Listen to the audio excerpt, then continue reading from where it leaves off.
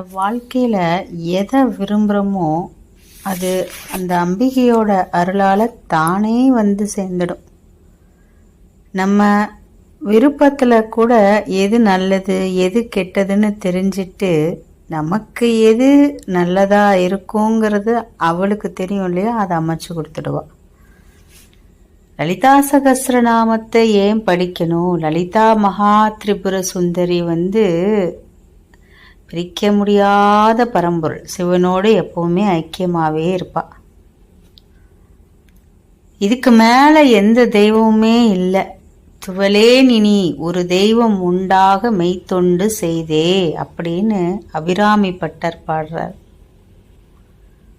1000 நாமங்கள் கொண்ட அந்த லலிதா சகஸ்ர நாமத்தை பாராயணம் செய்யும்போது அம்பிகையோட அழகை நம்ம நினச்சி பார்க்கலாம்.